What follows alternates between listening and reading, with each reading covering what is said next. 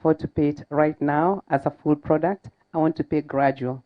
And that is why we have our flagship project, The Vantage, which is in Lower Kabete, on Lower Kabete Road. I think most of you who have been to Kenya recently have seen the roads that we have. And we are only 14 minutes from Sarit Center, if you use the Lower Kabete Road. Some of you who are here, I can see quite a few people who have visited, who have been on our project. We are probably about 40% done on that project. And what I want to say is that we've not used the investors' money to do so, but we've used our capital because we want to deliver. We want to make sure that when you've invested, your money is in an escrow account, and we'll have that money released to us when you have your key ready. We aim to finish in end of June, so by 1st of July, when you're going for your summer holiday, you should have a home. Most of us have lived in Airbnbs, but we are enriching others. I know we can't all be landlords, but you know what? You've lived in diaspora for too long to still go home and become a tenant. And I don't say that because it's something I want to push you out of your comfort zone, but yes, I do. I want you to get out of your comfort zone, to say that you just want to go and live somewhere like Runda for a night or two, and then come back here and live in your council flat. That's not right. I'm an advocate of home ownership, and I know that we cannot live in diaspora and still remain the same, or go back there and still be nowhere. Again, I'm one advocate of saying we don't want to build those big mansions that you are waiting to save your 100 million so that you can do your home. Let me tell you, with some little maths, you can build the 100 million home that the security guards and the caretakers will live in while you're here, and you don't enjoy it. Meanwhile, you can get maybe some 8 million apartments like the ones we have at Vantage, take a few there, Kitsuru, get a few. And out of those, if you spend the same 100 million, you could have 10 apartments that will give you 2 million, and you go and live in a 500,000 home in Runda or Muthaiga. Make sense? So let's not make it that we want to build a big home when I save up. When I go back home, I'll live in it. But start with the first home as an investment. I'm a big advocate. It's home ownership, but let's make it work for us. And that is why Vantage at Champions is one of those places you need to invest in. I'm one of you. I've lived here for over 25 years. And having lived here, I know how hard it is for us to get our money. We've partnered with banks, and they can offer you mortgages. The circles, especially those which are in diaspora, as partnered with Stoke Diaspora. We've partnered with a few in Kenya, and any high street bank. For a bank to partner with us, it means they can trust what we are doing because they do not want to risk their money if we cannot deliver. So I say that the governments are, when they are given loans, they are governed by maybe 4 pillars. I could be wrong, Mheshimiwa, but if I'm wrong, you will correct me. And they are governed by good governance, accountability, transparency, anti-corruption, or integrity. And we work by that in Champion Homes. And that is why when you invest in us, you know that we'll be transparent, we'll be accountable, and we'll deliver to what we have said. So see me after this. I'm Lucy Kiharu. Check me out on social media. You can reach me out if you don't have my number. Or you can also check us at Champion Homes. And I live around here. I live in Romford. And I also live in Kenya. So if I'm not here, I'll be in Kenya. So God bless you, and I hope to hear more from you. Thank you. Wow, that is Lucy Kiharu, and she does not bring short stories and more. She delivers. Champion Homes delivers, and that's what we want to see. A lot of us in the diaspora have talked about how much we've lost our money, we've trusted people, they did not deliver. And sometimes doing our due diligence is just close to home. Do a due diligence with those who are around you, that you know where to find them. And because we work so hard for our money. But like she said, we have to be homeowners. In the UK and back home, the climate can change wherever you are. As you can see, globally, the climate is changing. And we know that home is best. and that is in Kenya, and that is where our heart is. The next, I'm going to be calling BRIC Security, Simon Murasha, for a short 2 minutes. Good evening, all. My name is, as you've heard, Simon Murasha. Mheshimiwa, good evening. I had written something, but because we've taken so much of our Mheshimiwa's time, I will be very brief. It is an honor to welcome you here today. What is not a political gathering, but a milestone of conversation, one rooted in reflection, responsibility, and the future of our beloved Kenya. Many of us here have walked the diaspora journey since the mid-1990s. A long way, we have been fortunate to encounter leadership across eras. Daniel Arap Moi, Mwai Kibaki, Uhuru Kenyatta, and now under the leadership of William Ruto. These transitions have shaped us, not only in Kenya, but also we here in the diaspora understand the governance and the institutions and national, of our national destiny. Tonight, we are honored to host a leader who represents a generational bridge, someone who is grounded in policy, economics, and long-term thinking, Honorable Ndindi Nyoro, member of the Parliament in Kiharu. Honorable Ndindi Nyoro reflects a preparation and purpose, trained in economics and finance, recognized in the work in public finance and economic planning. He belongs in a generation of leaders asking difficult questions about productivity, accountability, value creation. In many of the lectures, he has consistently reminded that Africa is our business, not a slogan, but a call for ownership, discipline, and responsibility. I will end there. It's a long one. But I wanted to say this: accountability, discipline, and being there for the people of our people. For me, as BRIC Security, representing a security company, as I've said and reflected here, we came in the 1995s. I can see many of you here. How many of you? So many. How many of you just the other day? Our lady here, Beulah, who is the reason why we are here, is an honor because she's managed to bring us together. She's managed to bridge that gap. And it's a huge honor because it's her evening. So BRIC Security 2021 established, for me, goes back many years of doing security in this country. Now we're providing security. We're employing more than 100 of our young people in Kenya. We are also doing other things. We have the Shams Camp, which I talk about a lot, a new concept from the ground where it is due to this country, where we borrow the ideas and we take them back. That is what I'm here about. For those of you who have, I think Lucy mentioned, some of our guards are staying in your homes. Why don't you give me a reason for you to come and talk to me, because I'll be here when you have an issue with your property. When you have challenges with your property, you can come to me. Your face, on your face, build on transparency, accountability, and resilience. Thank you all. Have a very good evening. That is Simon Murasha. Now, before we call our guest of honors, and I would like to say we're in West London. And West London, we do have leaders, Kenyan leaders in West London. So if you're sitting down and you're a leader in West London, come say hello to our people. Unajijua, you're a leader in West London. Where are you? I think I can see one at the back sitting there. Isaac, come say hello because we're in your yard.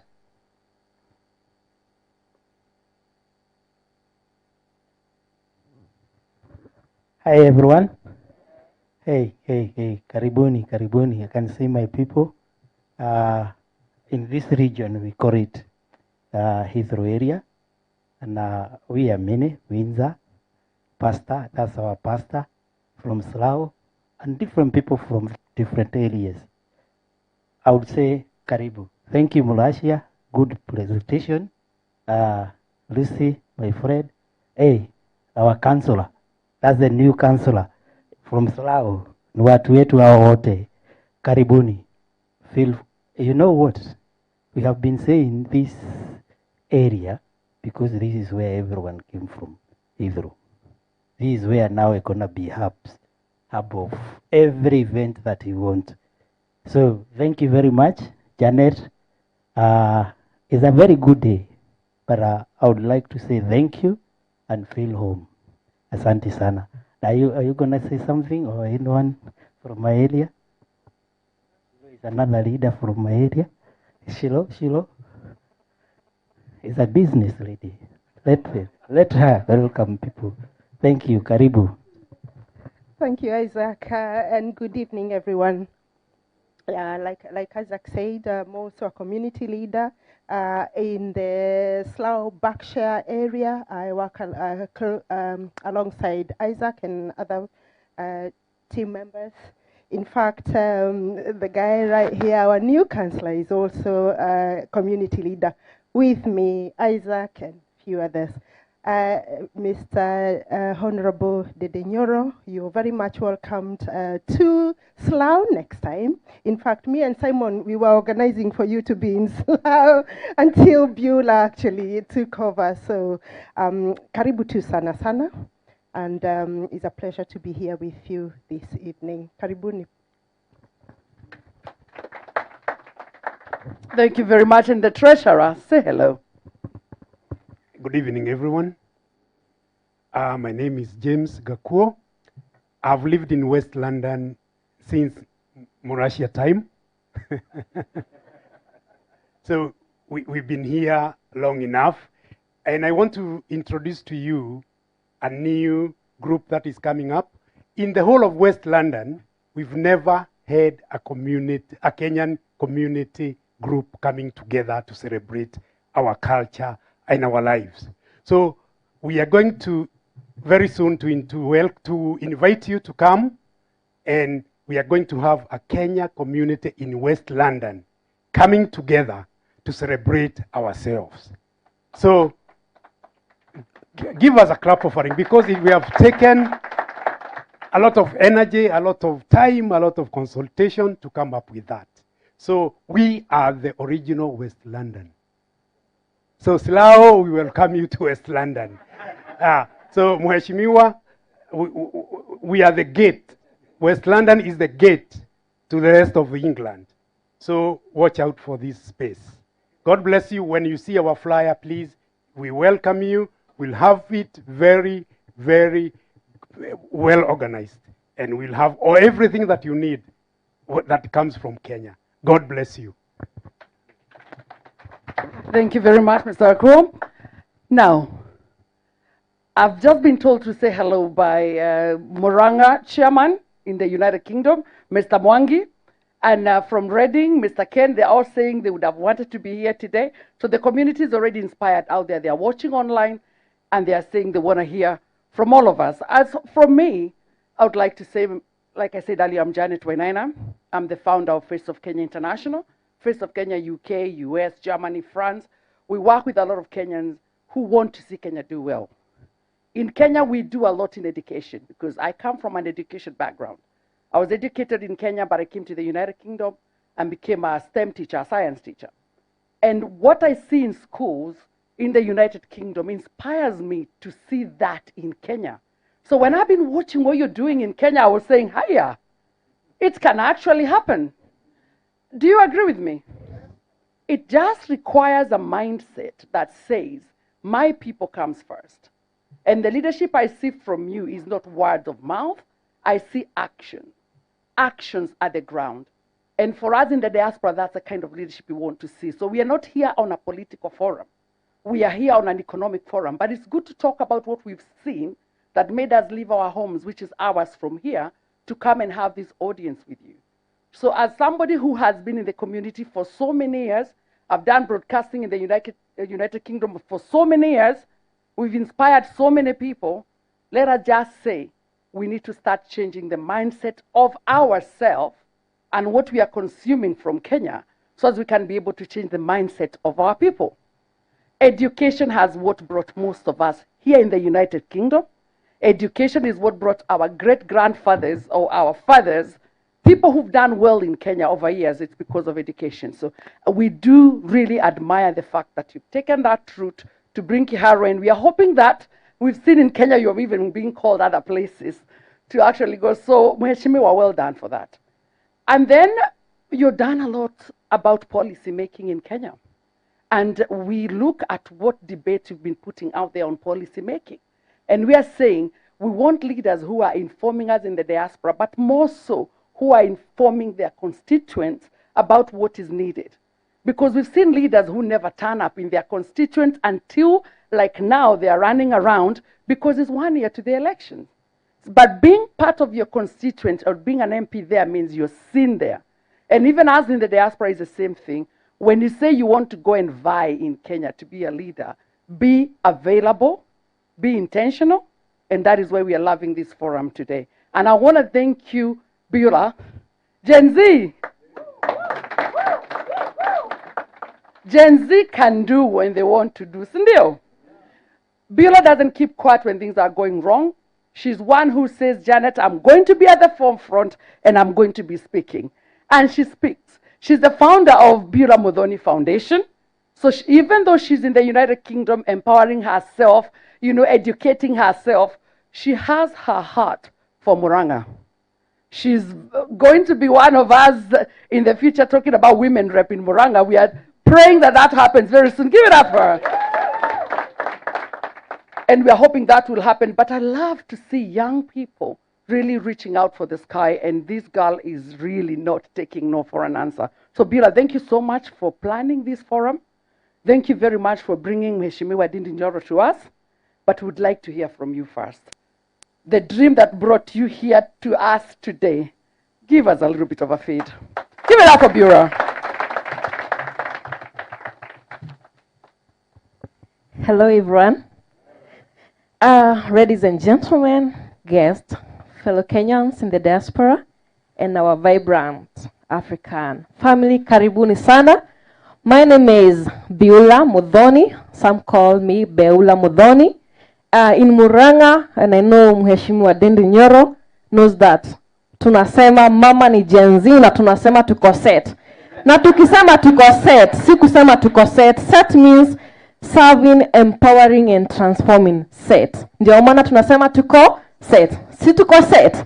2027 huko Murang'a County nasimama ama nawania kiti cha women representative. So I will have his blessings as well, and I'm watching your foods. I'm the founder of Beulah Muthoni Foundation. This one I know everyone has it, so you can read about it. And I'm a proud daughter of Murang'a County and now calling UK home at the moment. And a girl on a mission to serve as the woman representative of Murang'a County in the year 2027, if God will help us. I stand before you with a heart full of gratitude to God Almighty. Today, we gather not just as individuals, but as a covenant community united by faith, vision, and the spirit of Africa. First of all, I want to welcome the guest of honor, Honorable Ndindi Nyoro, economist, extraordinary, and the best performing member of parliament, and now he is serving his second term representing Kiharu constituency in Murang'a County with unmatched dedication. Honorable Ndindi Nyoro, your tireless efforts in championing economic policies that lift our people from poverty to prosperity are true servant of leadership. You've really invested your time, your professionalism to unlock investment doors across Kenya and Africa and now globally. We honor you, sir, for believing the African ethos of Ubuntu. I am because we are. Asante sana for gracing us. And to my fellow Kenyans in the UK and my fellow Kenyans in the diaspora, I really salute your ingenuity and your unity. You've poured your time because most of you were cancel shift. I really actually apologize for this. We planned this one on Saturday evening, so showing up and canceling your shift for this particular event. It's a great honor. You've honored your passion and prayers into making these economic empowerment and investment opportunities forum happen. You've bridged continents from Kenya to Europe, proving that distance cannot dim the fire of Harambee. You are the vanguard of Kenya, channeling remittance into real investments that will propel Africa forward, and Kenya as well. And fellow Africans, economists, Christians, and patriots, this forum is our clarion call. In a world of economic headwinds, Kenya and Africa, they stand at the threshold of exponential growth through investments in agribusiness, renewable energy, and technology innovations. As economist at heart, I see multipliers. Every pound invested here yields jobs in Muranga, as Bill Security has said. He has really employed many people. Champions Home, because the ones who are building are from Kenya. Diaspora, everyone else here, I know you are investors. And the exports from our constituency Kiharu, and prosperity across our continent. As a Christian, I declare abundance may flow where faith meets actions. And as a politician, in making, because I know God will make it happen, and not only as a politician, but as a leader who will stand for the people of Muranga County, I pledge to fight for policies that empower our women, youth, and rural economies back home. And the reason I say empowering our women, in these leaflets about Bila Mudhoni Foundation, and I'm not going to read it. The main thing, even the image that is just above my photo, is for the young people. This is a training that we did. This is not AI. So it's a real training that we do for young people in Muranga County. We give them skills so that people, when you train them, they go start their own business. So we are ready to empower even women, because I know an empowered woman makes the whole society grow. Sindio? So, ningetaka kuongea mingi sana, and I won't talk. I think I'll take this chance to invite our guest speaker today, Honorable Ndindi Nyoro. So let us rise and welcome our guest speaker today.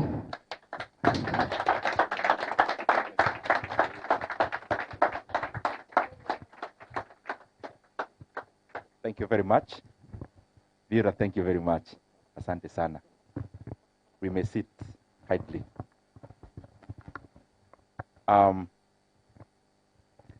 The Kenyan community and diaspora in the UK, led by all our leaders, especially my colleague here, Councillor Kimani, Councillor hapa UK.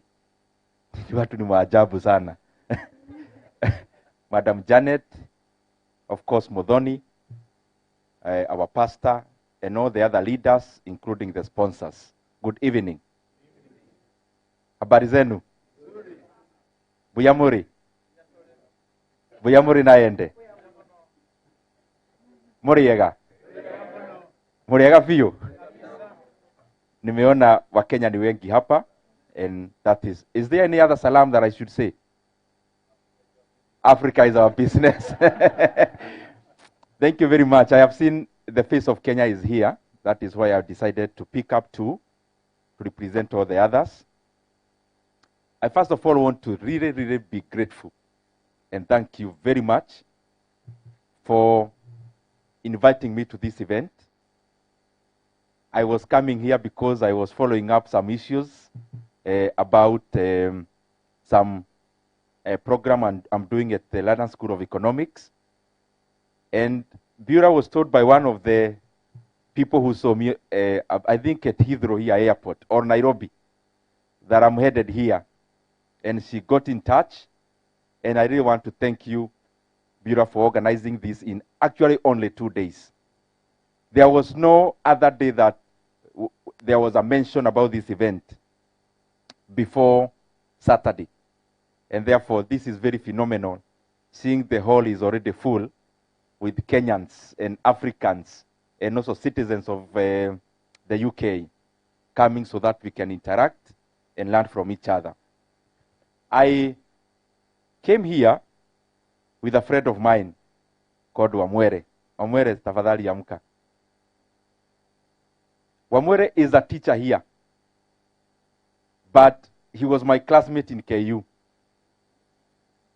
So, na wanasema akili ni nywele. You can see he has enough. Lakini mpira kuna kitu hakunichanua. That I am coming here and I should have bought a suit. At least to appear like a serious person. But I'm happy that we are serious already. So I am very glad to be here. And as Janet put it, this is not a lecture.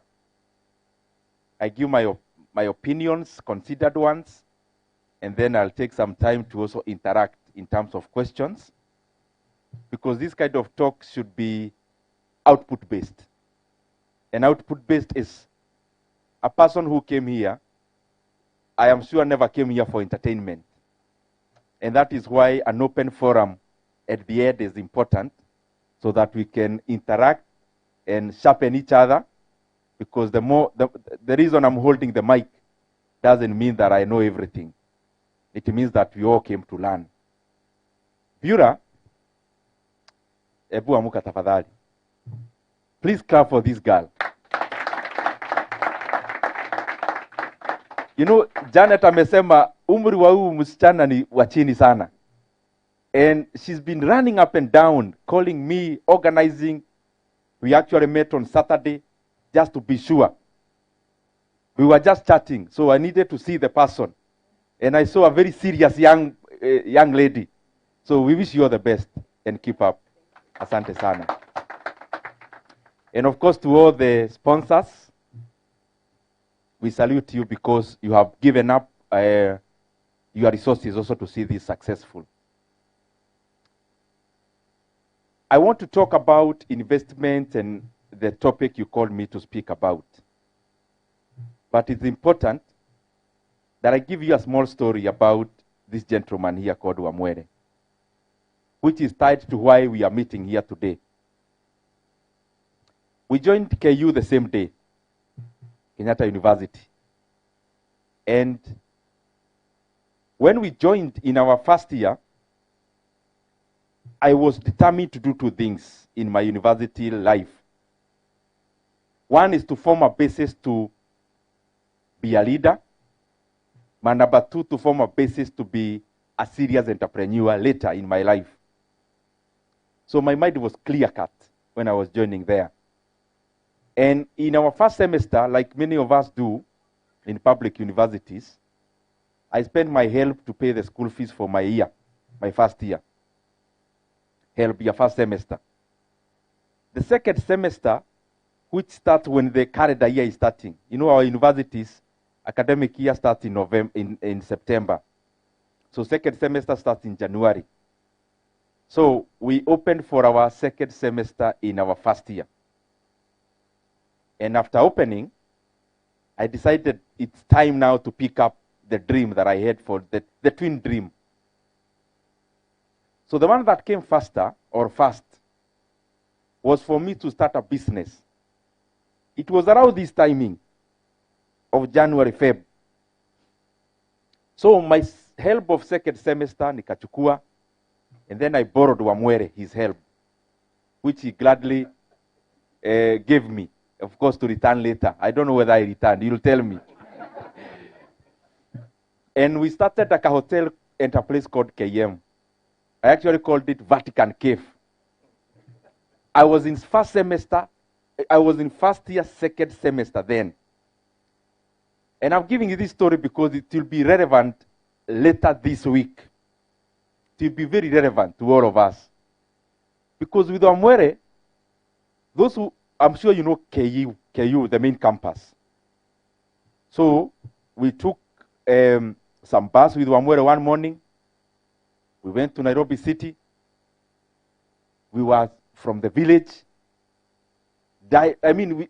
We are people who came to Nairobi to study.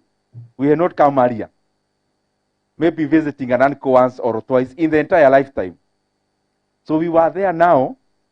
Tumetoka Geshagi with Wamwere. So on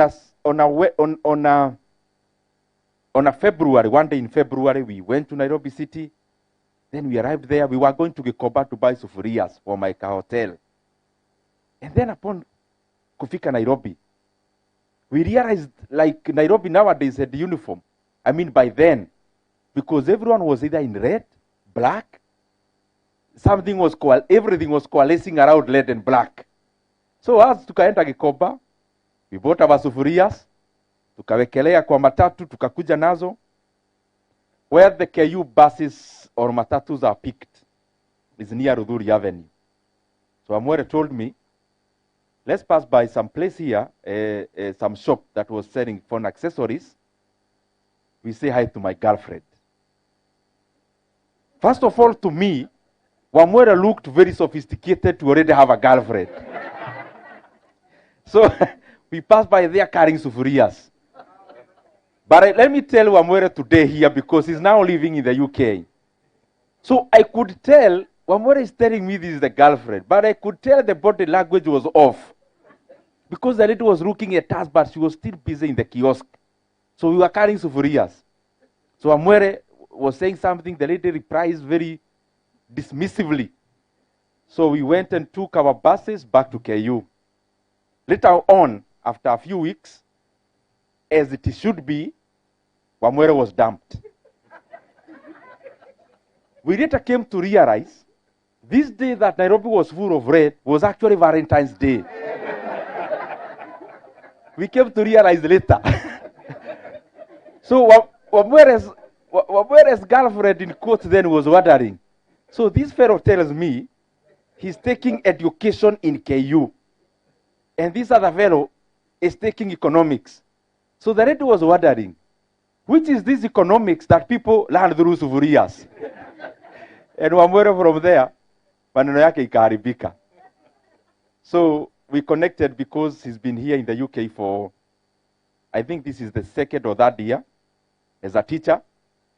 And the kind of talk we have had with Wamwere here is a talk I would really want one day we have a forum for the Kenyans who are watching us online to also learn from us who are living here in the UK. And I'll say it plainly because I know there are many watching us. That opportunity is currently, the world is a global village. We are too interconnected to have functions and to lock ourselves in some geographical areas. The kind of salary Wamwere is getting here, even when I know, yes, the cost of living is also high, doing exactly what you'll be doing in Kenya as a teacher, Wamwere's salary can employ teachers in an entire school in Kenya.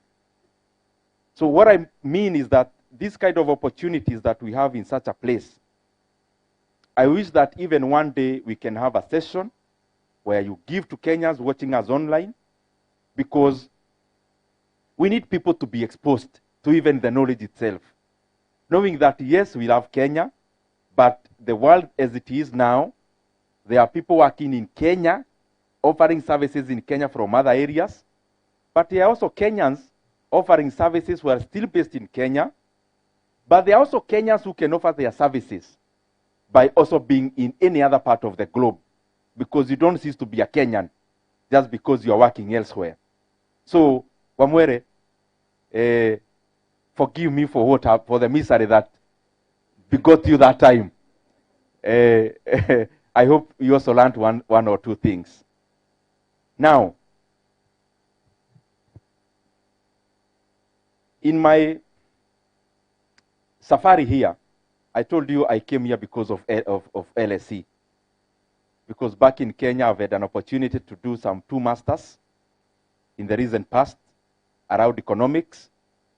I also took up a course at the London School of Economics, because I have been in a journey of also sharpening myself as a leader. when I became the chairman of budget in Kenya, I realized that in a table where decisions are made that are too far-reaching, that affect so many Kenyans in such a deep manner, I realized sometimes decisions may be made that are not based on too much information. I'm trying to be diplomatic. And I realized it is our obligation as leaders to also look for as much knowledge as possible, because the decisions we make on the tables that we sit affect millions of people. And that is the reason why I actually went back, took 2 masters.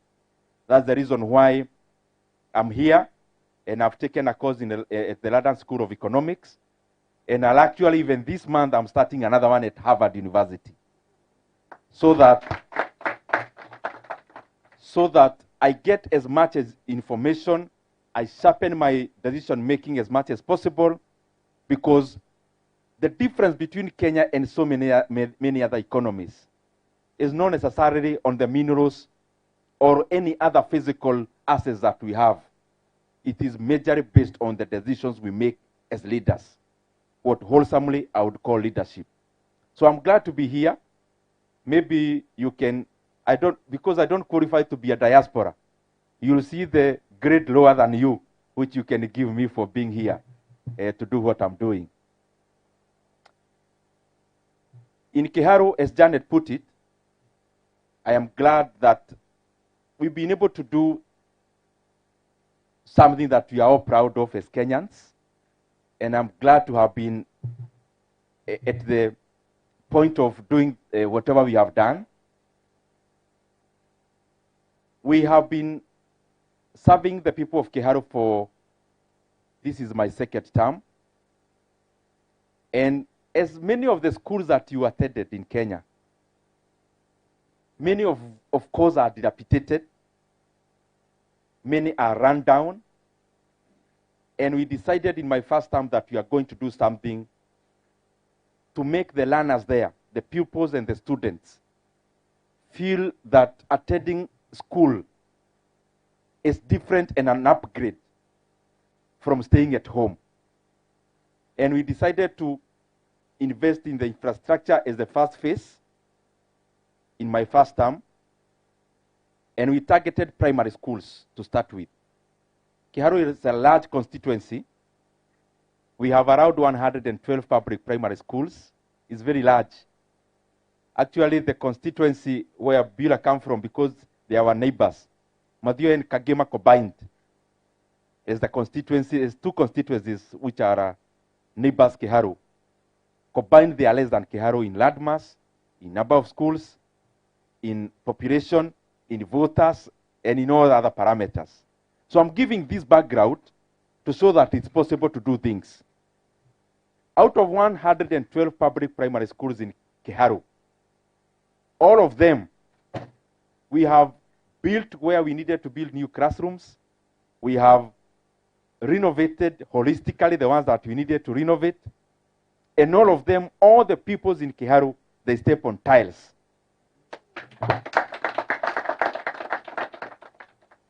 And we started another program in January called Kiharu Masomo Bora.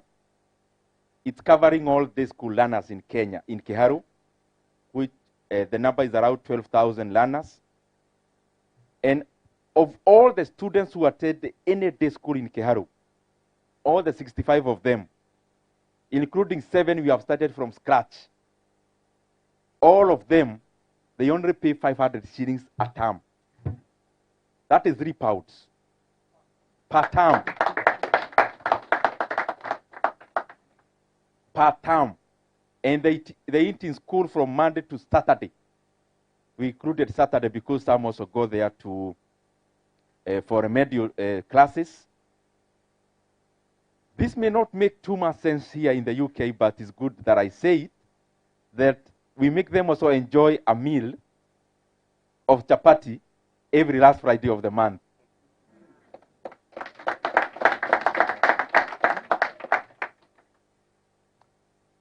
Maybe this is the wrong forum to talk about chapati, given I'm in London, but you guys, you all have roots in Kenya. and I believe that you associate. So I am very proud of those kind of achievements. And from the onset, let me put it very clearly.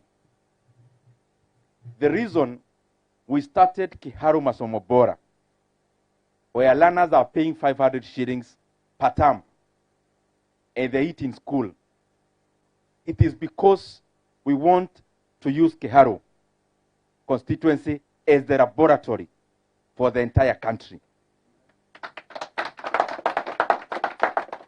And in my capacity as Member of Parliament for Kiharu, representing the people of Kenya in the National Assembly, I have taken it up as my challenge that I am going to champion for free basic education in Kenya. And I don't want that agenda to be pushed in an election year. I want it to happen now.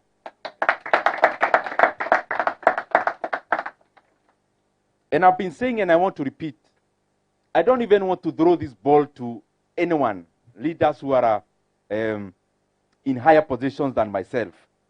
I also want to be part of the solution. And what I've been proposing is very simple. In Kenya, you know, we have NGCDF, the CDF. We have money that goes to our governors, called equitable share. And then we have the national government. All of us participate in education matters. So my proposal has been very simple. Kenya has got 3 to 4 million learners in our senior secondary schools. We require only 30 billion Kenya shillings to make education in the senior secondary schools free and totally free, including the lunch program. And I am proposing that out of the money that we get at the constituency level called CDF, the country to get 10 billion shillings from there. That is 30 million Kenya shillings from every constituency, including Kiharu. So we'll have 10 billion shillings from CDF. We also talk to our governors to also give up 10 billion shillings. And I'm already talking to them from the equitable share.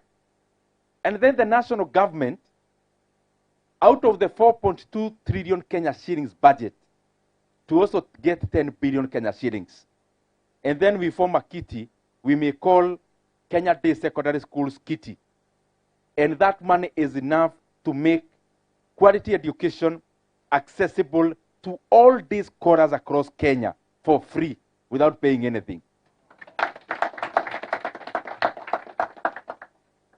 A student in Kenya requires around 35 shillings per term, per day, for a meal per day. And they are in schools 185 days in a year. So we require around 6,500 shillings per year, per learner. And then we can top up something for the principals to do the other things they need to do in the schools, including employing BOM teachers. So I'm just here to tell you, it is possible. And I want to tell you, I will take it up, even if I'll be the only single leader in Kenya who will do it. Nimejitolea kuifanya na itafanyika. We have had learners coming all the way from Kariobangi who are studying in Kiharu, living in families hosted by strangers. I have one at a place called Gaideri, who came all the way from Kariobangi. He was a student in Dagoretti High School, but they couldn't manage because of fees. He was out of school for 2 years. Then he found his way to Kiharu. He's being hosted by a total stranger in terms of family lineage, and a person who is not too well off. But the young man, the last exam, he had a plain A. So how many more Kenyan young people are losing out and they are being locked out of our education system just because we cannot do such a thing? I believe there are many. And that is why I am just repeating, I don't want this agenda to be an election year agenda. The Kenyan budget is made in June. I want that issue to be done by that June, if not earlier, so that every Kenyan can get an opportunity to be a better workforce, and to be a better provider of human capital. Now, I wrote a few things and points that I want to share with ourselves here.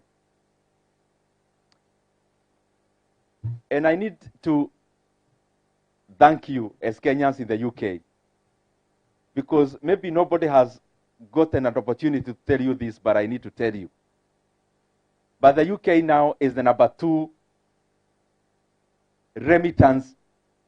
Remittances from the UK are now number 2 in Kenya as we talk. From the US, it is now you. All the others are now lower. There is a time a Gulf country almost was overtaking the UK, but of course you have roared back. And for me, when I talk about remittances in the UK, of course, number 1 is the US. I also see about the quality of remittances. And we are talking this in all good faith. Kenyans like yourselves, Kenyans like the ones back at home, it is our obligation as leaders to make sure that when Kenyans come out to work in countries like the UK, the way you are doing, they do not come here to work at the lowest cadre of the opportunities. You know, for example, the Kenyans in the Gulf. When somebody tells you they work in Gulf, any country, what comes to your mind? Exactly. And I believe Kenyans are more than that. We are definitely more than that.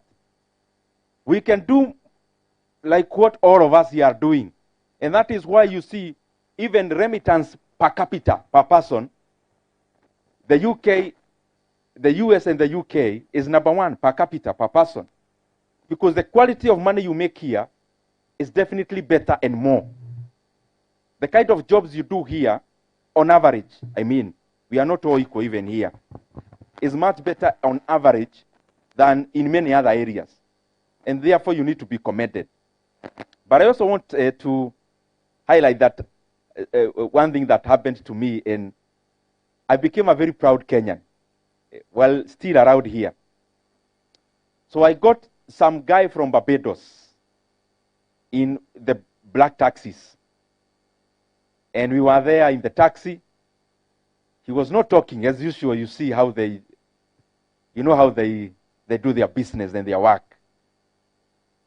But upon arriving to the place we were going, the guy, and we were just having a usual chat even at the back of the taxi.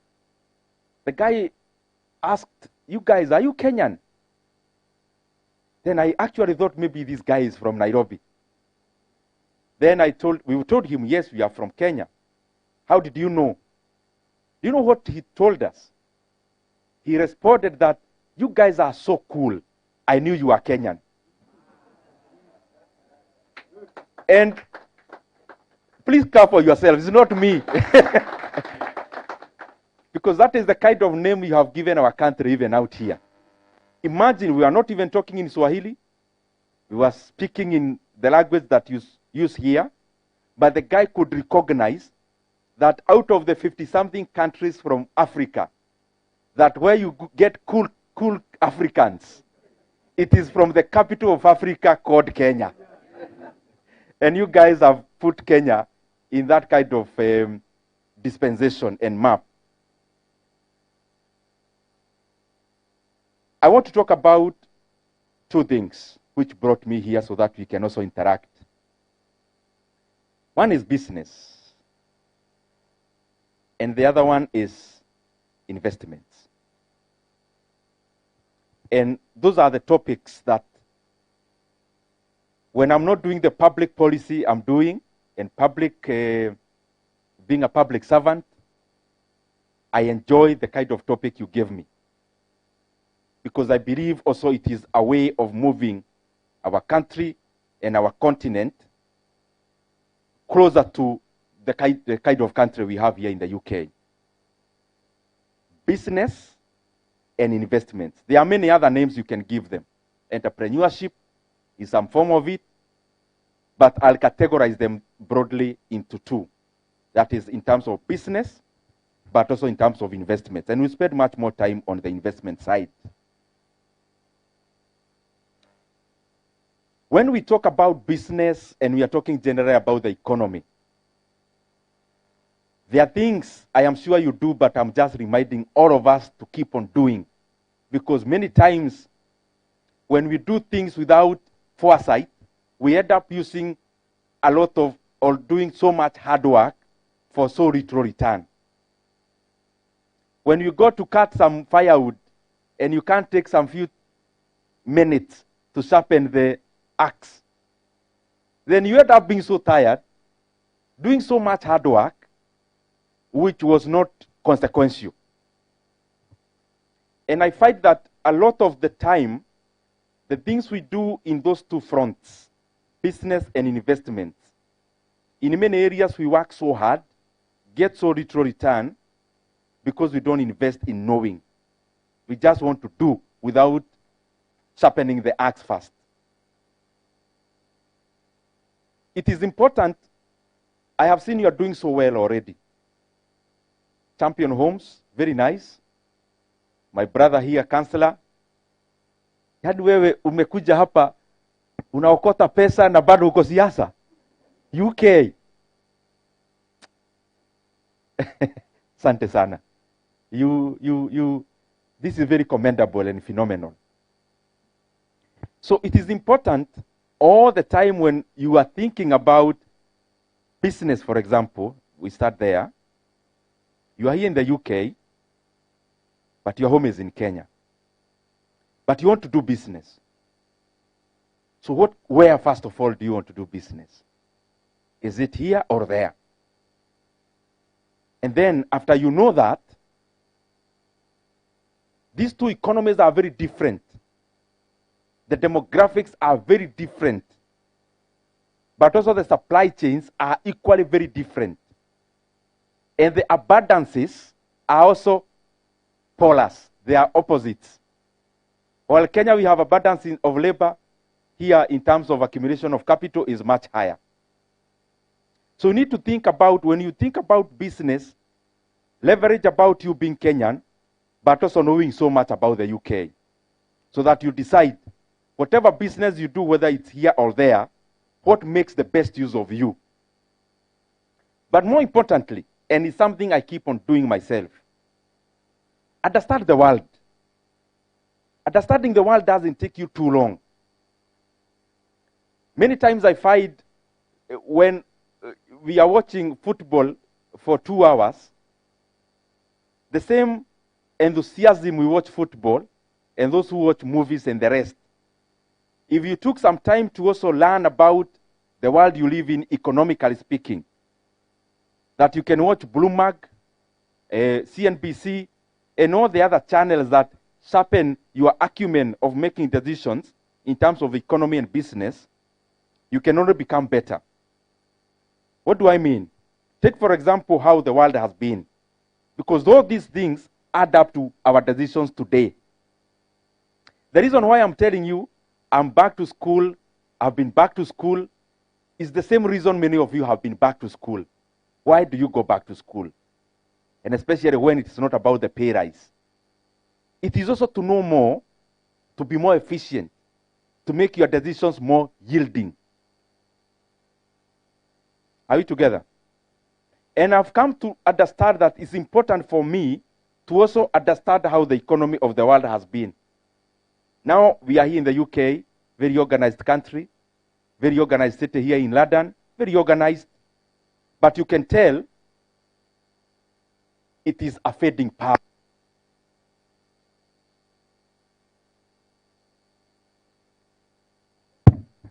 You can tell it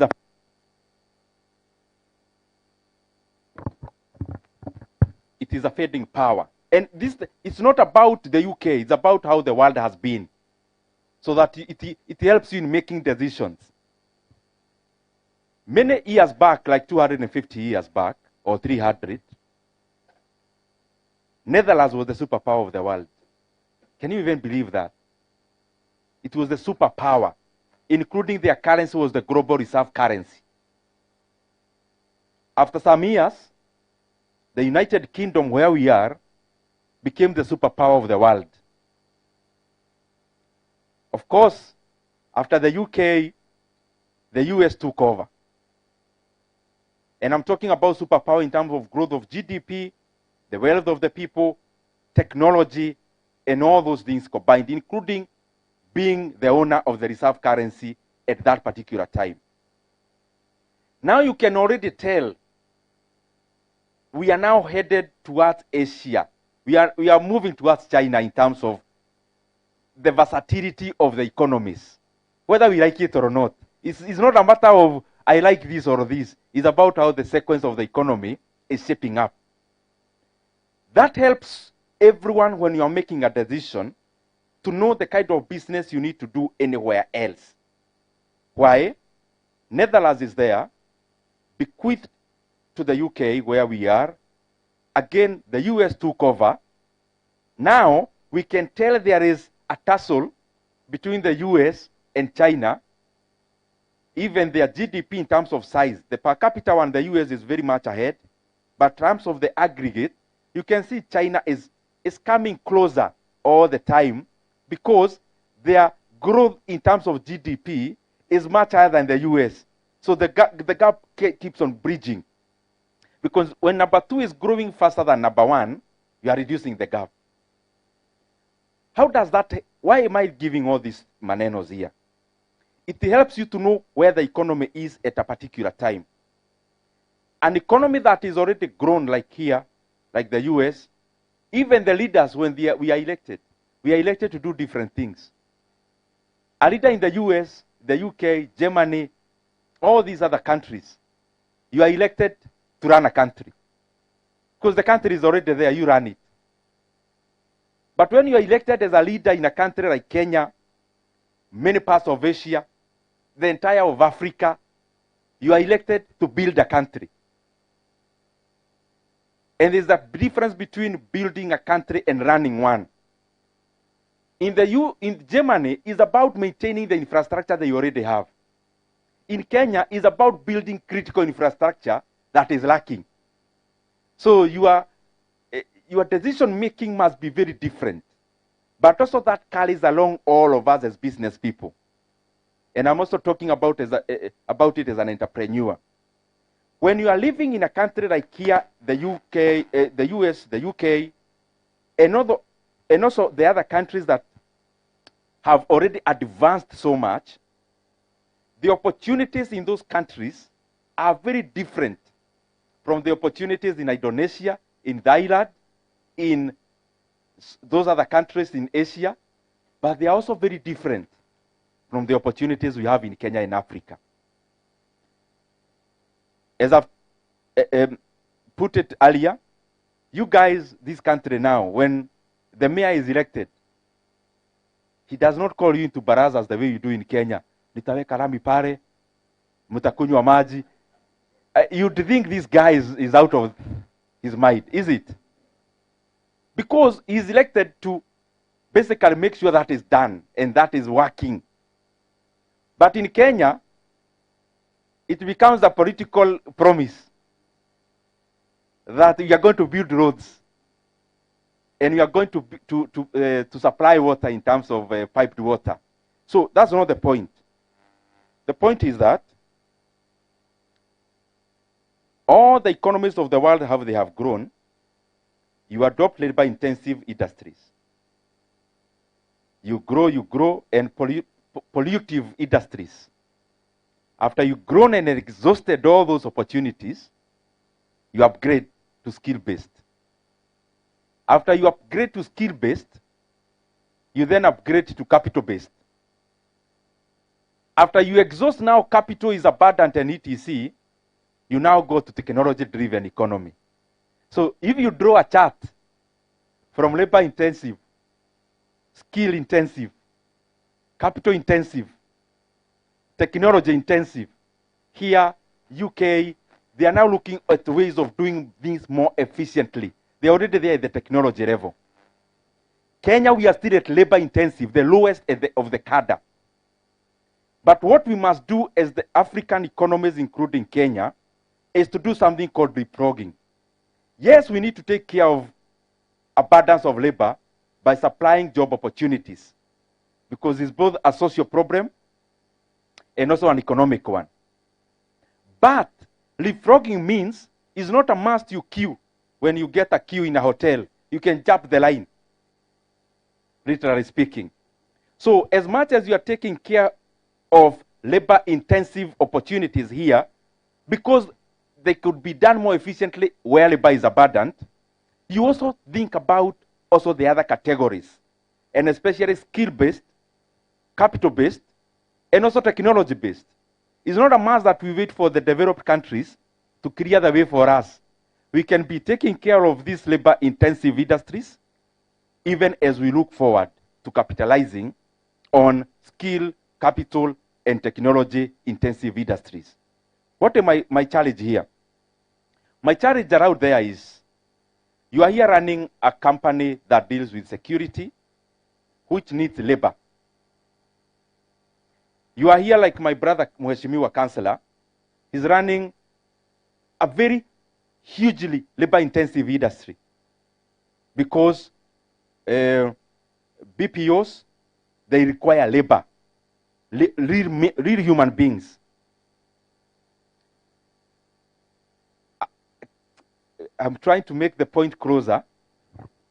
The worry, just to tie up this point, the worry of Elon Musk in the UK, in the US, the worry of his company is how to make a robot that does what many of us can do. That is his biggest worry, because they're already at that technology level. But now that's not where we are. We are where we need a human being to do what those other guys want to be done by a machine. And not just a machine, a computer, a machine that looks like you. So what I'm trying to tie up this point is, as we make decisions on the businesses we are doing, you are here running a security company. I was wondering when I was talking to Bura. Most of it is looking at CCTVs, of course, alerting the security personnel. Doing all security work here is not security work back in Kenya. That's what I came to understand. It's very different. So I was just thinking in my mind, you may forgive my just thinking about money too fast. I was just wondering, how can one leverage on technology to actually be on the site while actually being in Kehancha, in Migori? That's what I came thinking.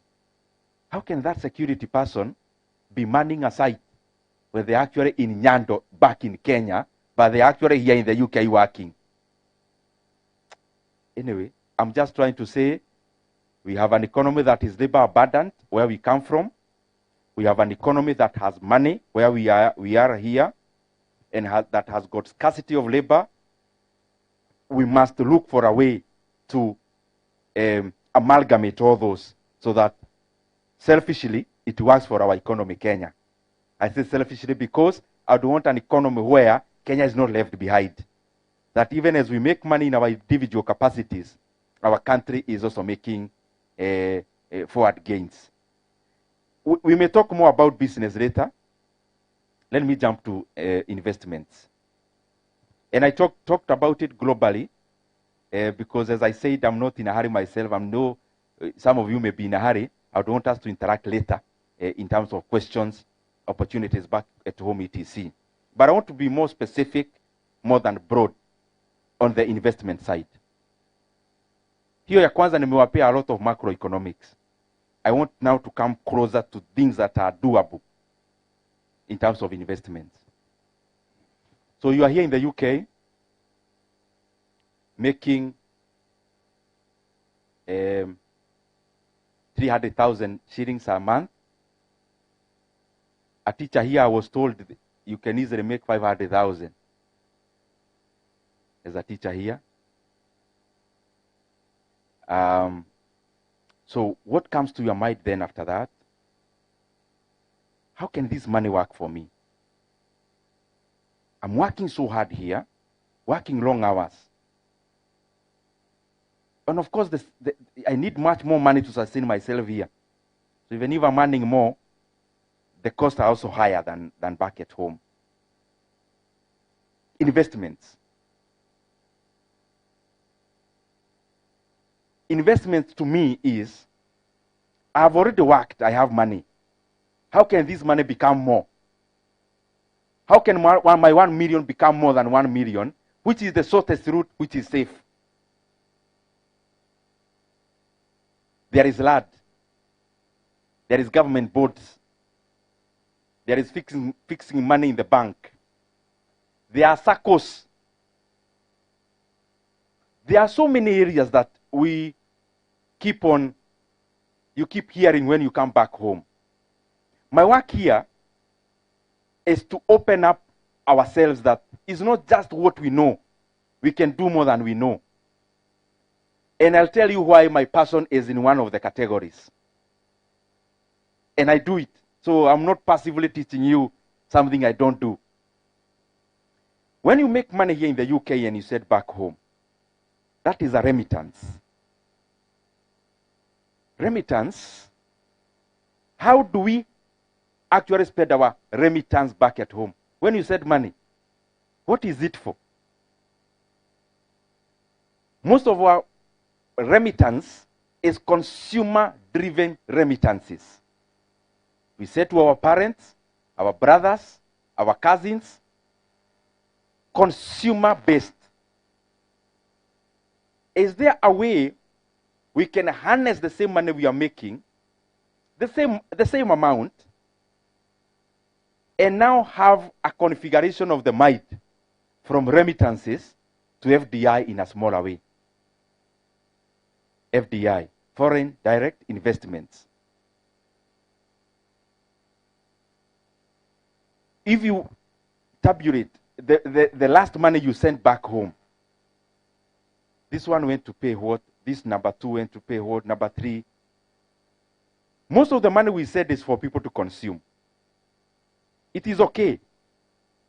But even when we are here, I think it will make more even economic advantage to all of us when we now start seeing the money we are making and sending back home from just supporting our kin and our family members into building opportunities for investment for ourselves, because that in the long run helps the economy even more.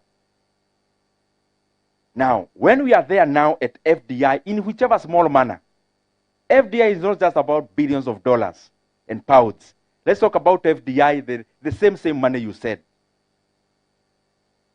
So when you are sending back home for investing, and you are now based in the UK, you are talking about investing, your brother is in the US, is about investing. Do you, at any point in time, first of all, think about, you're already a global citizen. By virtue you live in London or the environs of London. You are from Kenya. You are in London. Or those who are watching, they are in the US. So you are already a global citizen. And your decision making when it comes to investments must be of a global citizen. You can no longer afford to now make ignorant decisions. Ignorant decisions are the one we were told when we were leaving Sharks to come to Nairobi, before we actually now came to the UK. The decision you used to be told, a grown-up, you only invest in this manner. Who told you? Your mother and your father. With all due respect, it's good to obey them. But you are more exposed now.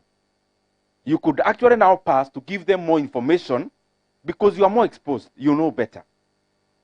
So before you venture and you put in your money in anything to invest, please, at the line, you have the advantage many people don't have, to have a global view of things. And I'll go back to where I started now when I was giving you about Netherlands, but now closer home.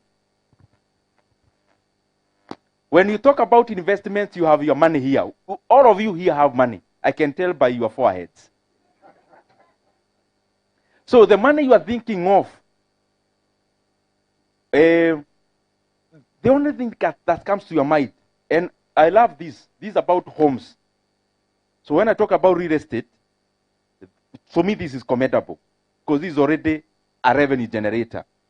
I want to talk about land. Many of you have bought plots in Kenya, and in the process of buying more.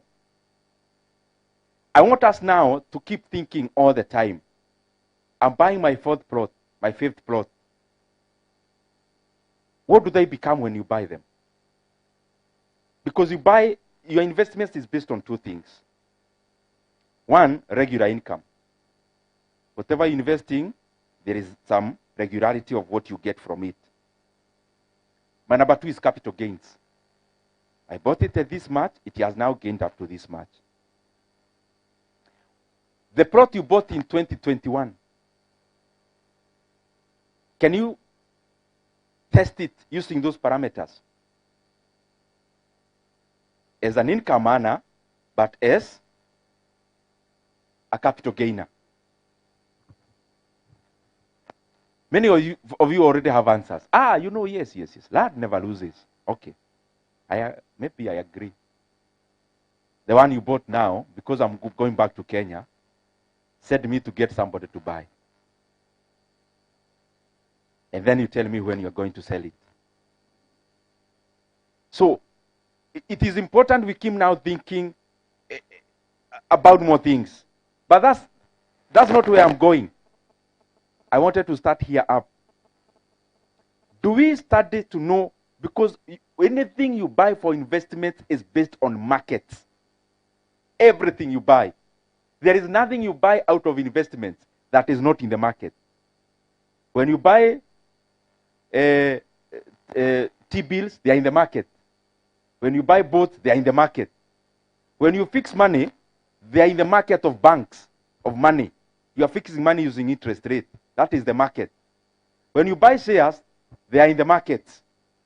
NYSE, London Stock Exchange, Nairobi Stock Exchange, Nairobi Securities Exchange, Nigerian Stock Exchange, Johannesburg, they are based in the markets.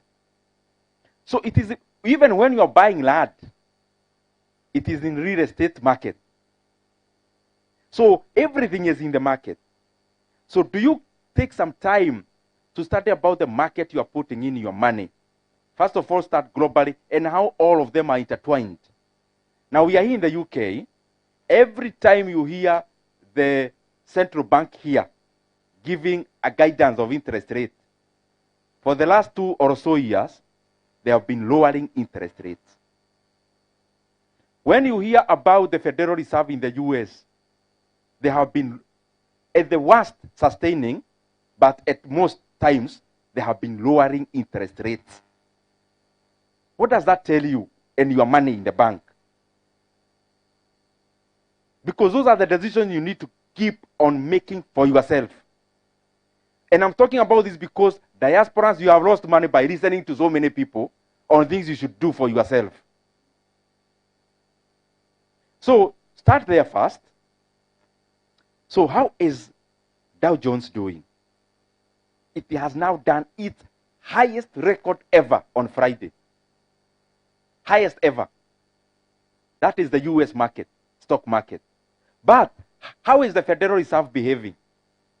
When the Federal Reserve are meeting, they sustained the previous one, but the other previous one they lowered.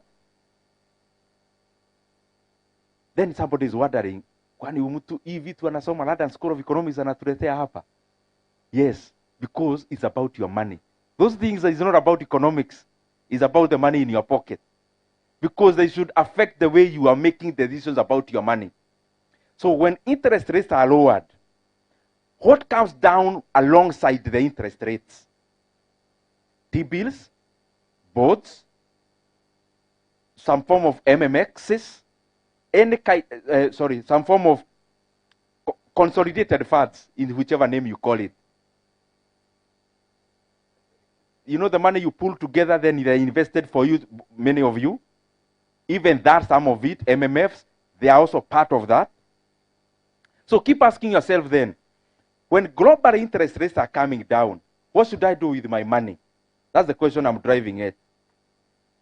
Is it a coincidence that when interest rates in the US are coming down, they're also coming down in the UK and the entire Europe, but even in Africa, whether you like it or not, you have to do the same as an African economy. Because, as I said, the decisions you're making as an economy are also intelligent. Intelligent meaning they are interrelated to other economies because you don't live in isolation. When the interest rates are hiked, let's say Tanzania puts up their interest rate at 10%, and Kenya interest rate is at 5%. What happens? A rational person moves their money to where the interest rates are higher. So an economy experiences something called a capital outflow. Now, that is affecting your money in many dynamics. Because it's not a coincidence when also Dow Jones interest rates are coming down in the US. On the other side, stock market is going up. Because the money we invest personally, ile yangu kidogo, yako kidogo, the retail investors across the world, they make up a very small segment of all the investments in the world. So the intelligent money is the money BlackRock is investing, Goldman Sachs, HSBC in terms of their wealth management arm. That is an intelligent money because they have many brains behind their decision making. So when the rates are coming down, they are shifting their money to other areas that have better yield. So it becomes, by consequence, the stock market. So that is, I want that to be the last jargons I am using now to come to the options themselves. So you said money back home for lad. At this particular time, you are seated here in 2026. It is the year of what? Because all investments have their own timing. Land has its own timing. Many of you made big money by buying land and selling times 10. Even me, I have done that in the past. So there is land here. There is a time you are sending money back home to buy infrastructure boards. You are earning 18%. So that's the second option. There is the third option here. You can build a flat. It is also a form of real estate. But then there is another category here called shares, stocks. And there is a last one called private equity. Those are the kind of things I would want you to keep on analyzing for yourself. Now, year 2026, when interest rates are coming down globally, I don't think it's a very good decision to then go where money there is no money. Where money is declining, you don't put money there. So you know what to do with that category. Real estate here, I mean land, not an income earner. This for me is not real estate. This for me is just the same way you can buy into any business because it is giving you money. When you rent out this apartment, anything that gives you money is a resource that is generating you money. It's not necessarily store of value. So we are here in terms of land. So you have 6 plots in Juja Farm. And you are setting to buy a 4th one in another place. Please analyze. Is this the year of real estate? Or the era? Era means if you trace back 2 years back and now, how is this market performing? Because it can always help you even project how it will perform. The beauty about markets, they behave the same way. The real estate, when you see real estate changes in London, in most instances, you find the same tendency in New York, in Nairobi, and many other places. So think about that. And when you are investing in real estate, my take, as a person who is here working in the UK, when you buy 10 pieces of land, moja inataka caretaker, another one to look after it, your neighbor, which you said something also to boost for security purpose. Others, somebody anamwaga mawe hapo. Another one, there's somebody fencing your plot. Ask yourself, is this still an asset or it has started to become a liability to you? So think about that. And we are not making conclusions in this meeting. We are just provoking ourselves. So, ile deposit umeweka to your 5th plot, unia nini? ploti ya 5. Sasa unanunua moja wapi? Kiawabogo na pale Thika. Kilimabogo. Okay, interrogate yourself. And ask yourself, how comes here in the UK, the billionaires we read about in the US, they are not so obsessed with land the way we are? How comes? That they actually buy land for fun now afterwards, like in Bill Gates, not in terms of as a form of wealth. So that's one. Now ask yourself, is it now the era of SACCOs? There's a community that lives here that I met over Christmas. And they were telling me about SACCOs where you put money as diaspora. And I'm not here to talk about or against any business. Okay. When you buy shares in a SACCO, have you ever tried to sell them?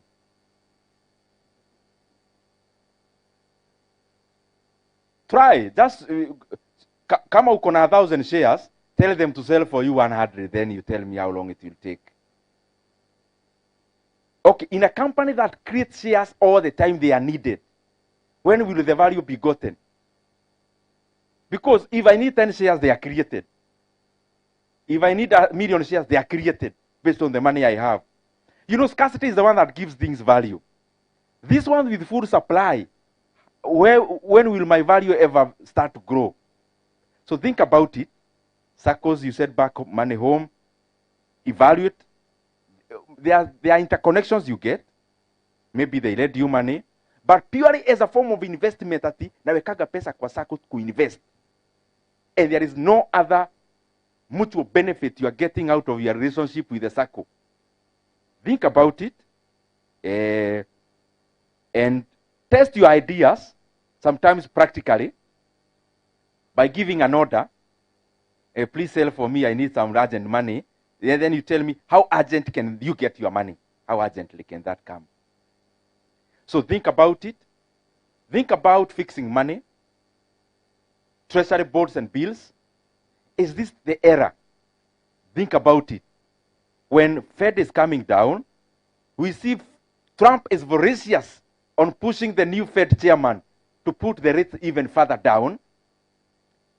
Ask yourself, is he likely to succeed? Yes. Because he's already succeeded in knocking out the Fed chair.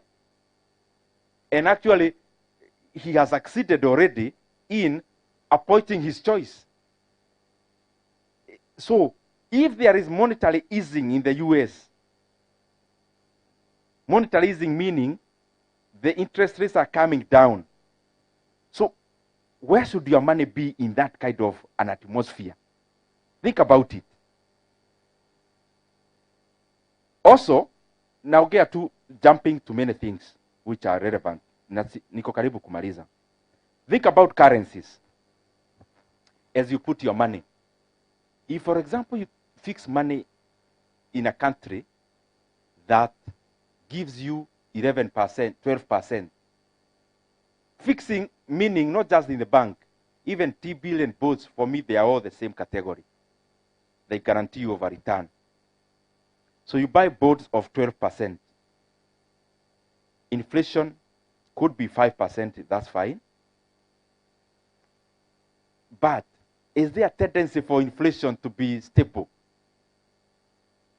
at a period when, especially some economies are going to an election year? Those are some of the decisions you need to be doing for yourself. I'm buying bonds here, it's fixed at already 12%. Okay, in election years, have these economies I'm investing in have been able to arrest inflation for the entire period of electioneering period? Once you get the answer, it will guide you where to put your money again. Now, currency. Back home, we are talking about the dollar having, the shilling having been stable and gained since August of 2022. That's the message I'm sure you keep on hearing. But it's almost always important, don't listen to me as a politician. Information I'm giving you is verifiable online for free. Credible sites. The reason I'm throwing currency to you is because it also affects the kind how your money behaves in the next few years. So in the day of election in Kenya in 2022, the Kenya shillings to USD was 120.5. Actually, that's the day of swearing in. 120.5 shillings per greenback, per USD. Is now 130. 129 there. But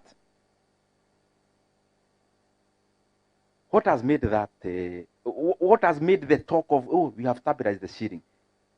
Can anyone make a guess why people have audacity to even come and say we have stabilized the shilling? IMF? Loans? Can somebody tell me, why does the shilling seem stable against the dollar? Anyone with an idea? All this maneno I'm telling you is not about economics. It's about your money.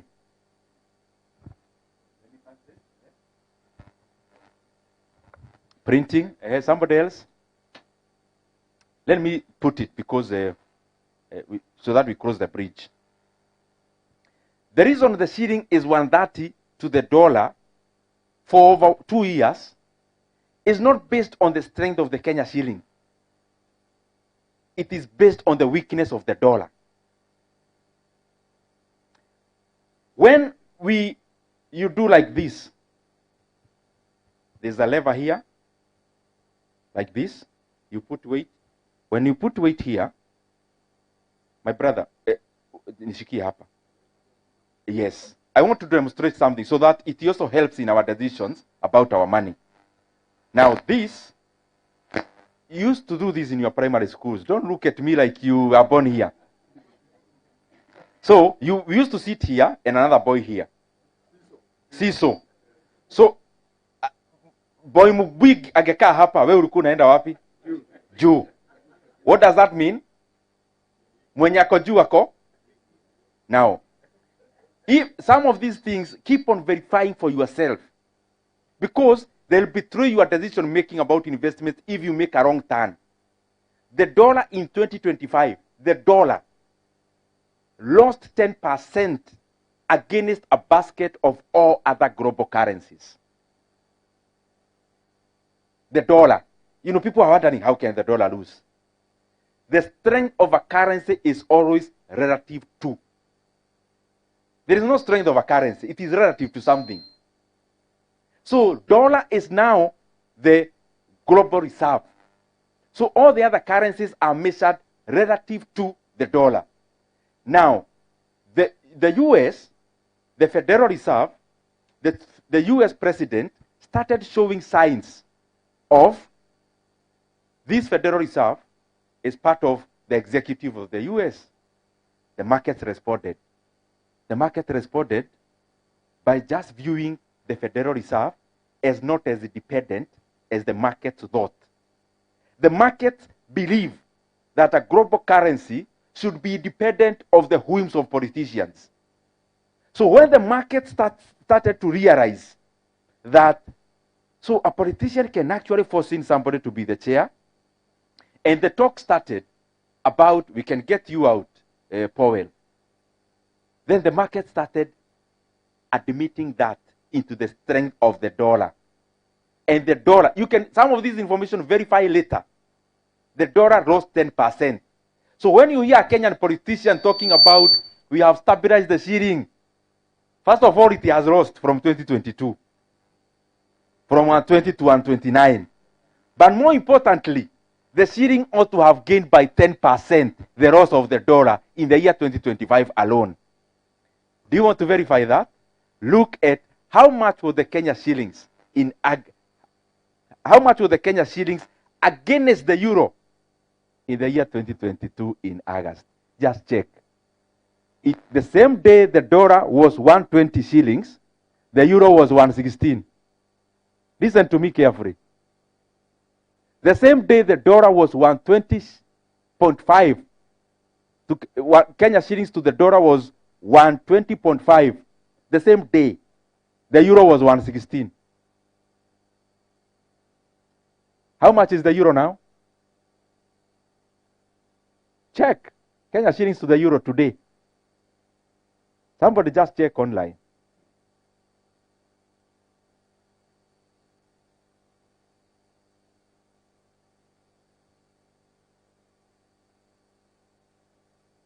153. Now, that day, the shilling was 120.5 to the dollar in August 2022. The British pound was 136. How much is it now? You know better off the head. 175. Is that a loss or a gain? It's a loss. It's a gain to you sending back money home. But it's a loss to our economy. You get what I mean? So I'm just telling you this because as you make decisions about your money, your source of information should not be a conflicted person who is a politician. It should be verifiable information. Because even if you, this is the reason I'm telling you about currencies. You fix money at 12% per annum. In, let's not use our country for patriotism's sake. Let's use Uganda. And we assume the same dynamics persist. I hope you've gotten the dynamics. That the money you use here was 136. Can you do for me 175 minus 136? I want to see the percentage loss in the last 3 years. 175 minus 136 divided by 136. Now listen to these guys. No, you take 10 million. Huku UK watu hawapumui because you bought a boat in Uganda, eh? We are not using that those other areas. You know, we can't use Kenya. Kenya is a very good country. So you fix money through a boat because it's the same way. I mean, fixing money, buying boats is all the same. So can you divide by that 28 divided by 3? Mnajua kwa nini nafanya hii? I want to see annual. How much? 9. So by just keeping your money in the bank as British pound, you have evaded to lose 9% in that Uganda we are talking about. So if you bought a boat at 12%, it means your real gain is what? If you bought a boat at 12% per annum, 3%, now put in the inflation of 4%. So all I'm triggering our mind. As you make your investment decisions, look at all those dynamics. The very last one, then I sit and we interact. Mimi, of all those other things we've talked about, I advocate for two more than all the others. One is called buying listed shares. I advocate for two, and I tell you the reason. I'm not telling you to start doing, I'm just telling you start considering them. When I buy shares, what am I buying? Okay, when I buy a board, what am I actually doing? Do you know what you are doing? When you buy a board, what do you think you are doing? You are lending money to the government. What do we keep on telling you? The government never? Very good. This is risk-free, total risk. Here, do you have friends from Ghana in this country? I hope they invested in their government boats. Some time back, 2 years back. What is the story now from them? Can they do that anymore? How the sequences of the economies run. After every 50 years, there is always a debt reset across the globe. So it's always good to time your economy you are investing in. Because you may be born in the 49th year. So, and the 50th year is next year. You could also be on the 42nd. So you have experience of 7 years. So no one can tell you anything. Where I've been investing in these things. What can you tell me? Now, debt across the world, if you study over 500 years, there is always a reset of debt. And I can tell you, in our country, Kenya, currently we are borrowing 4 billion shillings every single day on net basis. I'm saying the debt of Kenya is growing by 4 billion Kenya shillings every day, including today, on net basis. Net basis means Sijahesabu the one they borrowed to pay you the one they had borrowed. That one is gross. I'm talking about net. So all the economies have shown that truth is never perpetually safe and sustainable all the time. It is not possible. Because our debt has now grown from 8.7 trillion Kenya shillings from 2022 to now over 12.5 trillion Kenya shillings. And that money I'm talking about is not for roads. The money we are, as Kenya, we are borrowing, the money we are building roads with is another loan we are borrowing called securitization. It's not part of this 12.5. It's another one we are calling revenue-backed and asset-backed. So it's not included. It is off the book loan. It's not in the book. It's off. The money we are doing the railway with is also off the book securitization of the railway levy. So I'm talking about we are adding 4 billion Kenya shillings every day, most of which is not going to development. It is going into the recurrent. It means they are not going to investing. When you take a loan and you buy this flat can pay itself. Because you just need a deposit of mortgage, the rent will pay the mortgage until the house becomes yours, is it? But when you take a loan to go and watch AFCON in Morocco,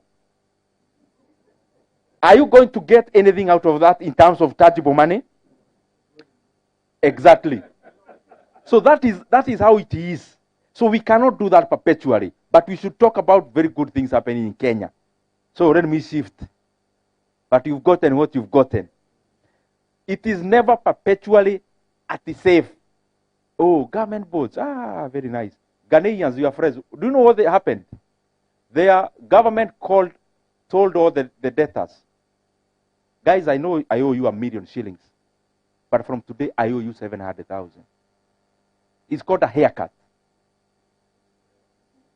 Yes, economically it's called a haircut. You'd go to the court, okay, you are given even.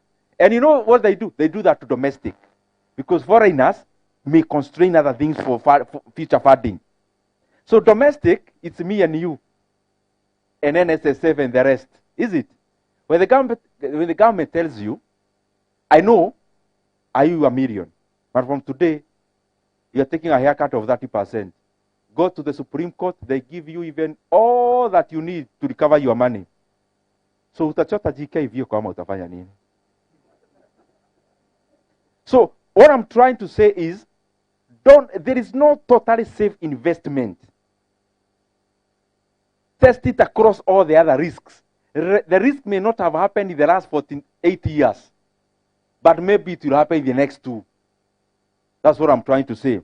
So the more the reason, I prefer these last 2. One is shares. Why? I understand it. Straightforward. I don't need to send anyone back home money that it will invest for me. I'll send to my own stockbroker from the UK direct. And I write an email giving them an order to buy me my own shares. Or they'll actually give me an online platform. I trade for myself. So I don't need intermediaries. That's tick number 1. Secondly, the question I asked you, when you are buying those other things, this one you are lending to government. When you are fixing money, you are actually giving the bank a liability. The money you get out of giving your deposits in a bank, you're also lending the bank, in quotes. That's why they give you a motivation of 12%, because you are lending the bank. Are you getting me? Higher. So all this is lending. But I'm lending to a third party. Government is a third party. Bank is a third party. Okay, but you are told what? They are risk-free. Okay, fine. Sawa. Okay. When I'm buying shares, this is how I see it.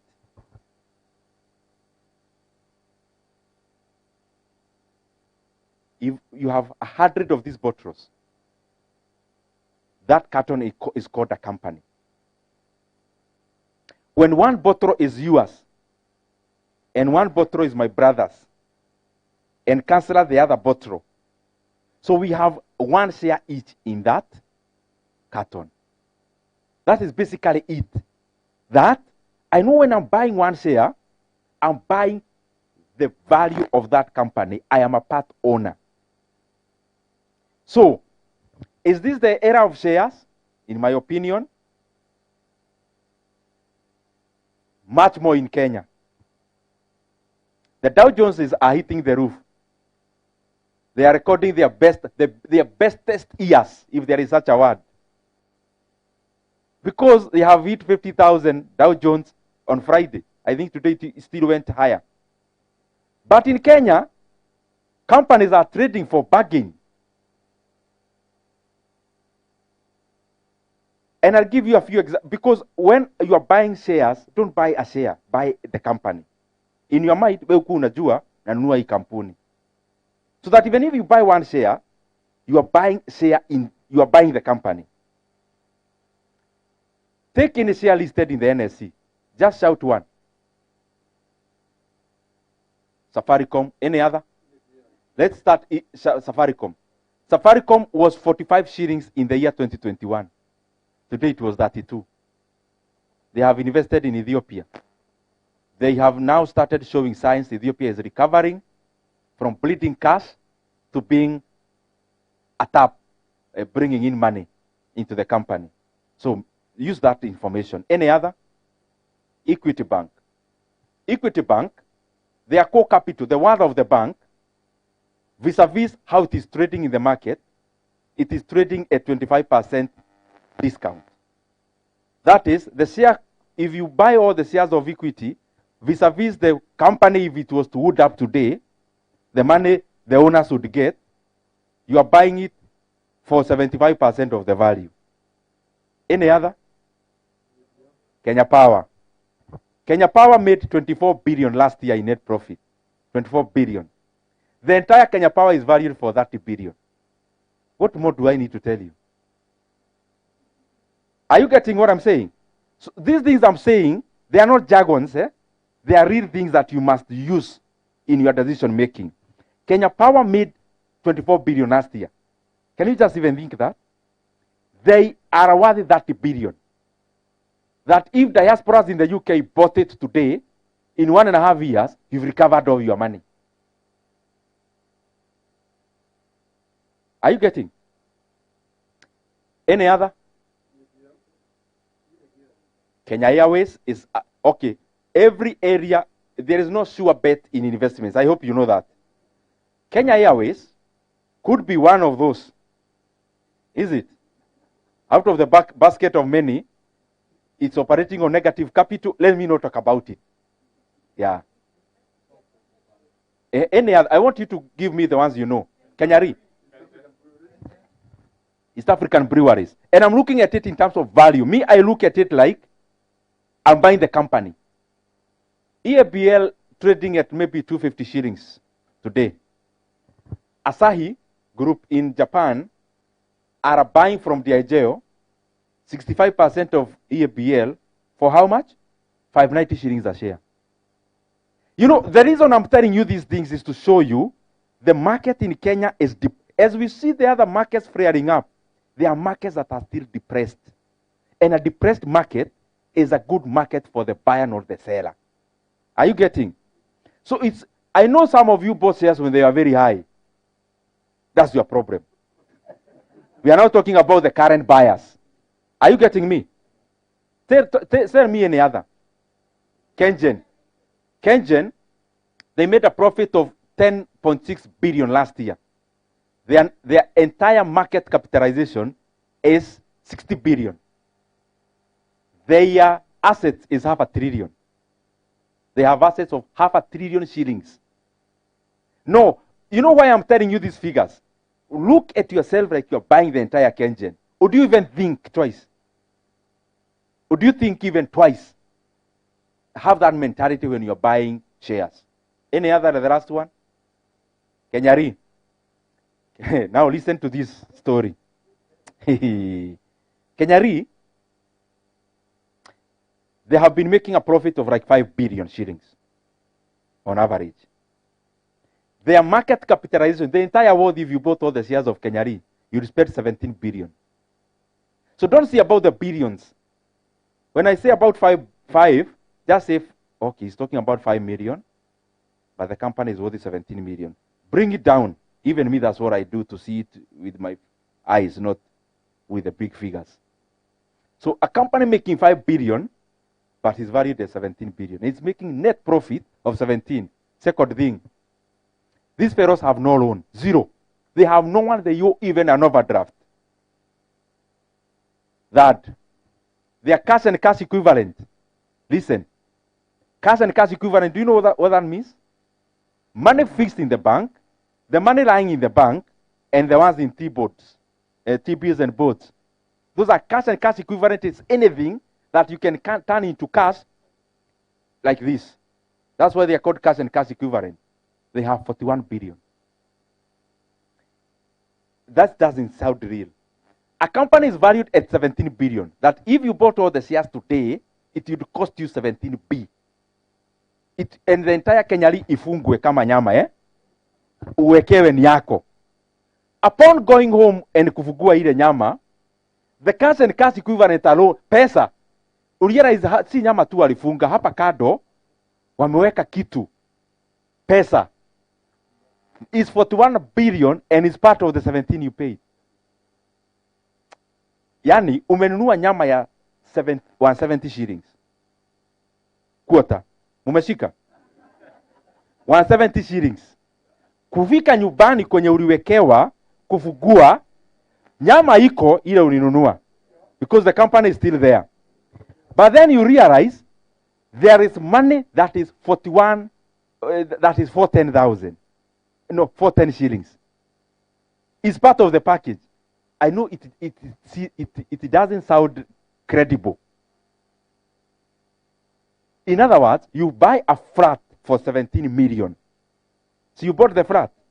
And inside the flat, one side has a factory. So it's not just a flat, it is a going concern.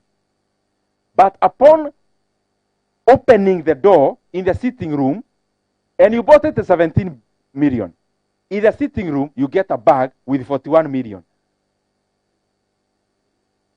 That is how some of these companies are grossly undervalued. Any other, the last one?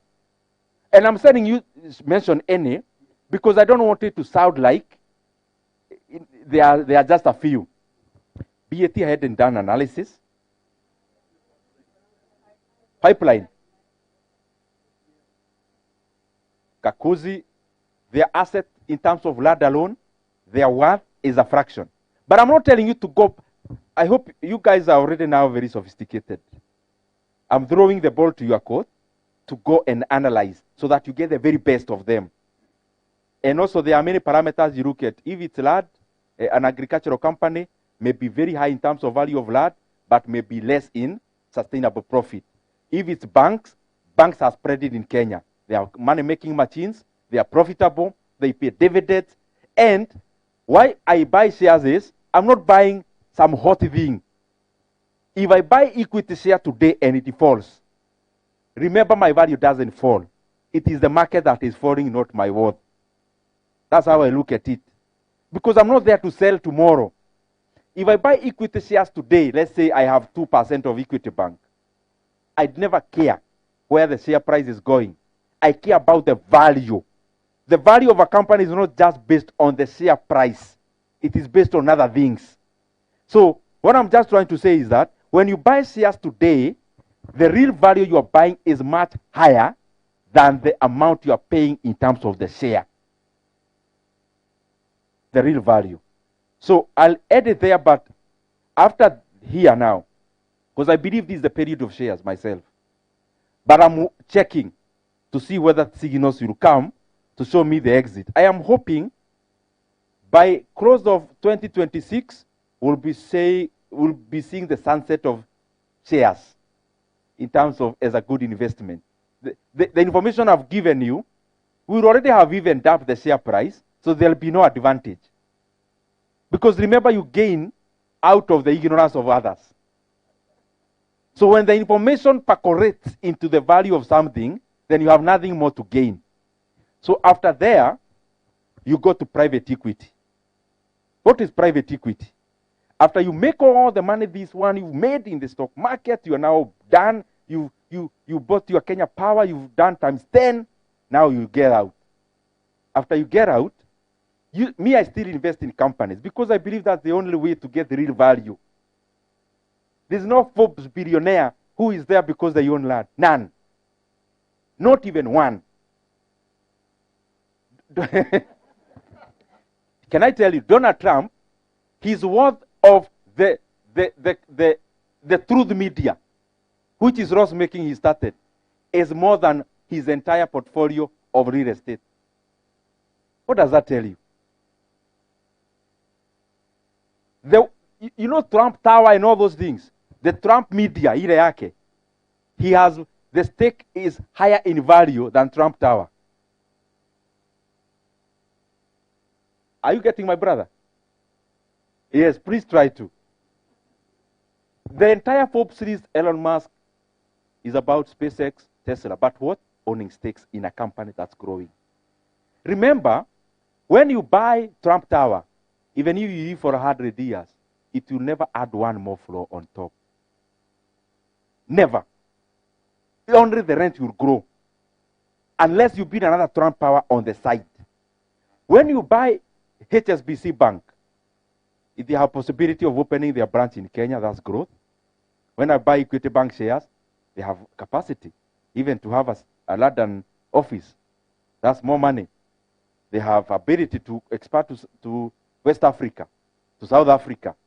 But when I buy a static asset that has no life, has no growth.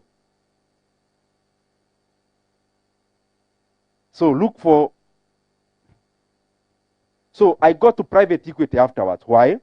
When you exhaust opportunities in the market, remember I talked about markets. The more the liquid the market is, the rest the opportunities. That's what you never realize. Money is the most liquid form. So, can you buy me? Can I sell a pound for pound? Is that even fathomable?